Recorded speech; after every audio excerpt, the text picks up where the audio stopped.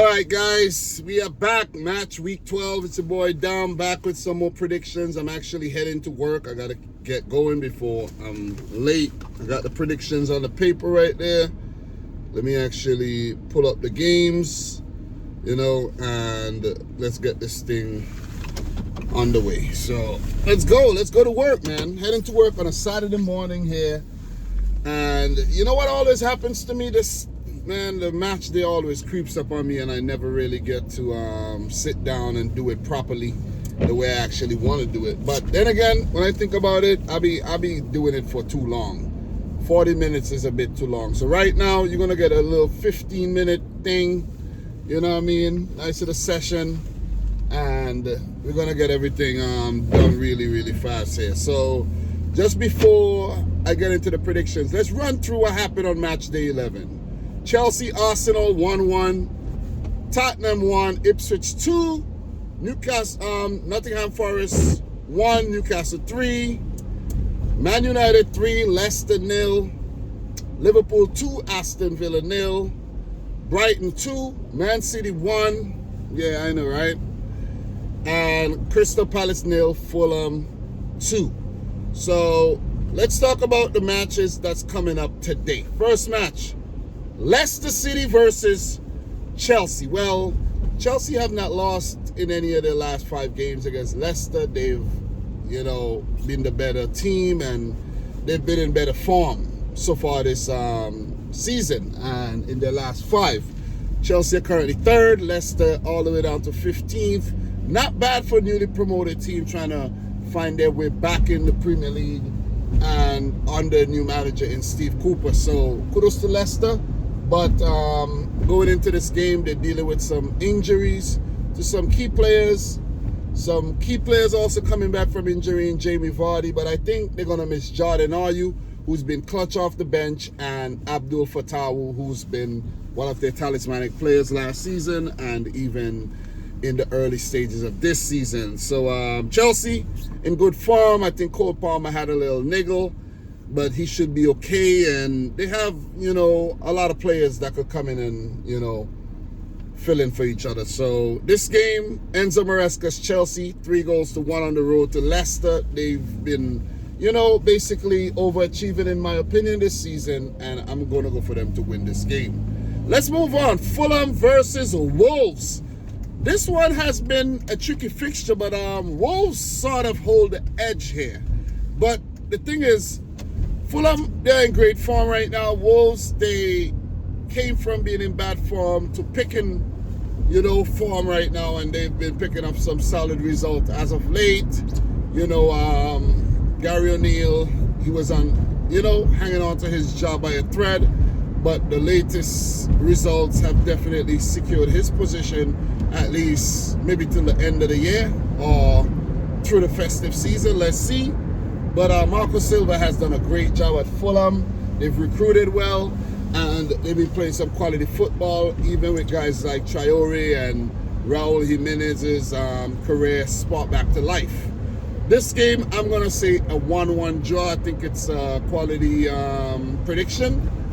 I'm on the fence, but I'm giving Fulham the edge, but I'm going to play it safe, say a 1-1 draw. Let's keep it moving. Everton versus Brentford. Everton, they've performed really well against Brentford. I think they did the league double last season, if I'm not mistaken. I have to fact check myself really quick. Quick fact check. Last season, Everton, Brentford. Everton, league double. Yep, league double. But even though Everton, they've been kind of unlucky, playing some okay football. Brentford, dealing with a bit of injuries as well. I think when I checked the injury list, I saw Yohan Wissa. I think I saw both Yohan Wissa and Mbeumo on the injury list. I think I saw both of them, if I'm not mistaken. I think they're both coming back from injury as well. So Yohan Wissa and Mbeumo to pick up knocks. But they should be back. They should be back for this game.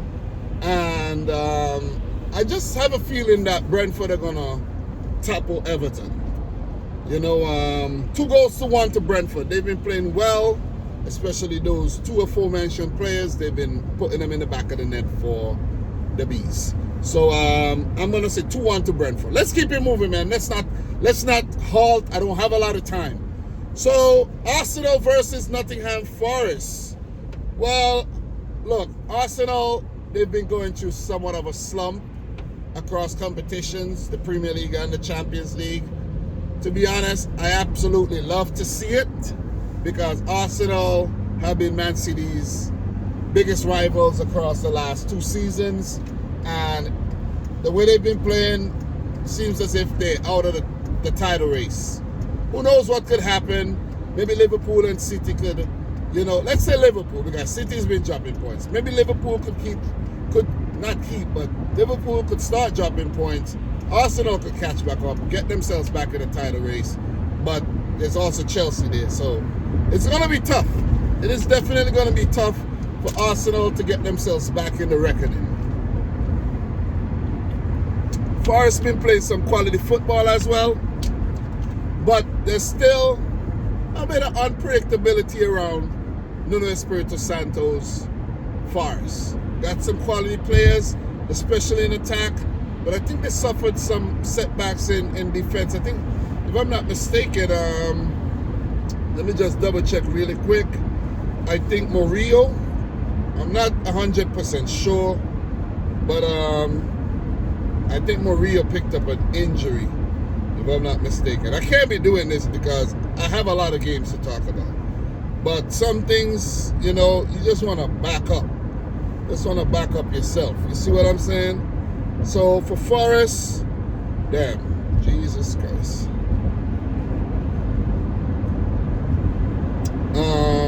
Yeah, I think Murillo is fine. Murillo's fine. Yeah, he's fine. It's good to check. He's fine. So, yeah.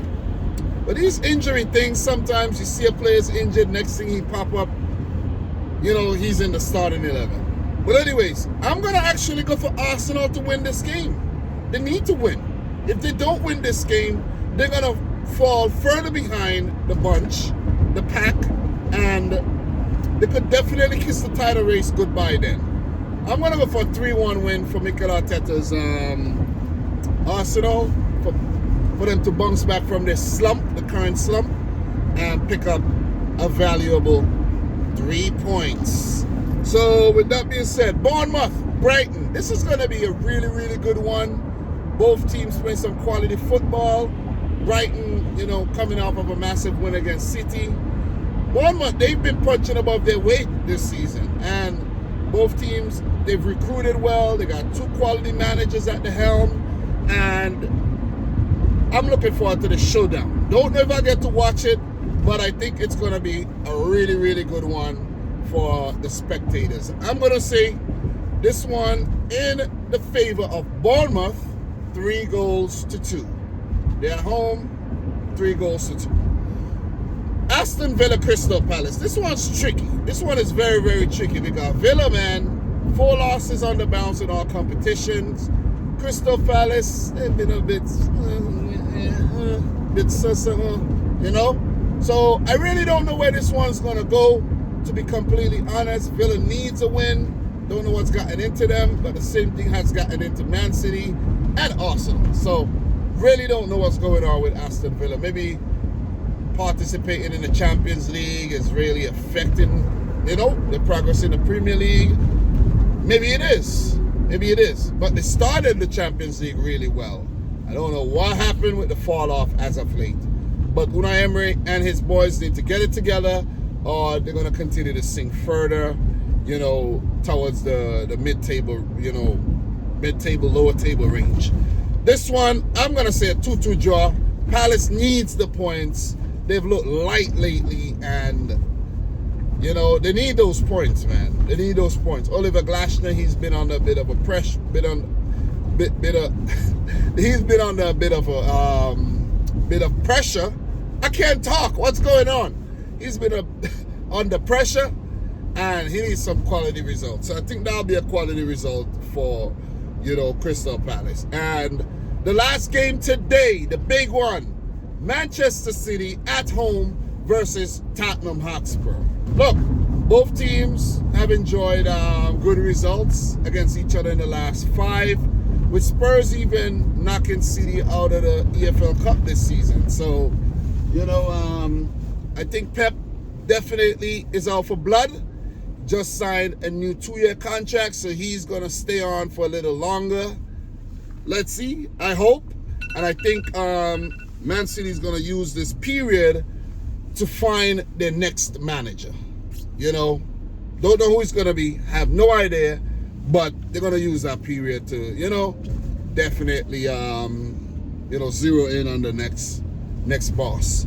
So, look, it's been a very tricky period for City, but I think people are exaggerating. 4 losses on the bounce, 1 in the Carabao Cup, 1 in the Champions League, and 2 in the Premier League is not as bad as it seems. It's really not.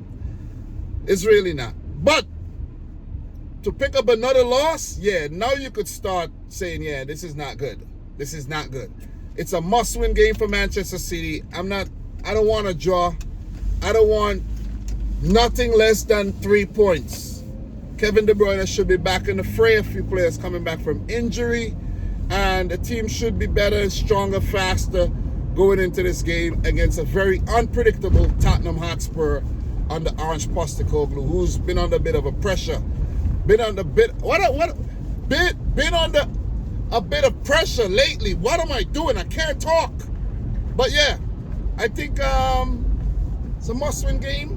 I think Tottenham would definitely appreciate 3 points as well, even 1.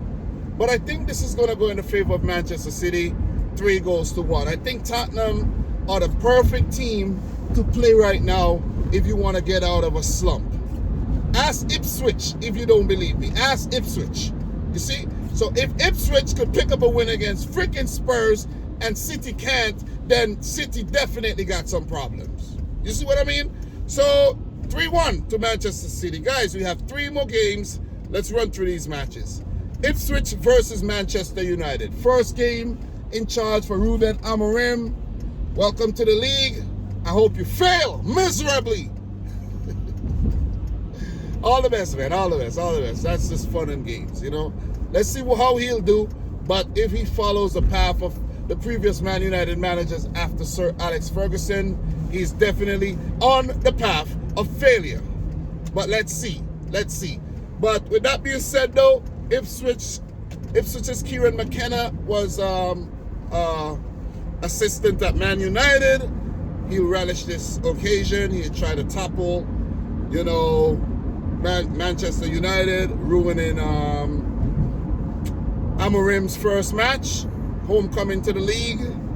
But I think United are going to win this game 3-0. They've been playing a lot better since the dismissal of Ten Hag, and I can see this trend continuing. Newcastle versus West Ham. Look, it's hard to travel to Tyneside. You could go up there and get a win, but West Ham are not in great form right now under Lopetegui. He's under some pressure as well. But, you know, I think whatever pressure Eddie Howe and Jason Tinder was under, they've wiggled themselves out of that, and they've been picking up some quality points, especially that fat, massive win against Arsenal. So, 2-0. 2-0 to freaking Newcastle United. And last but not least, Liverpool versus Southampton. I got to catch the bus, guys. Got to catch the bus. Look, Liverpool, Southampton. Liverpool on top of the league. They've been doing really well on the slot, breaking all kind of records. And Southampton, they've been terrible. Let's just say that. They've been absolutely appalling. So with this game, I'm going to say Liverpool are going to run out. I got to run out of here. I got to run out of here right now. Liverpool are going to run away with this one, guys. 3-0. Southampton still with Russell Martin in charge. I don't know why. They don't want to sack the dude. But I think they should sack him before it's too late. So let's run and catch this bus. But I think Liverpool's going to come out triumphant in this one and continue their charge on top of the Premier League table. So let's move to catch this bus, you know, on the go. And appreciate everybody watching this video though. Definitely. I know it's a rush, but I think I do better this way anyway. So guys, thanks a lot for watching. Subscribe if you're new. Like the video if you haven't yet done so. And until next time, peace out.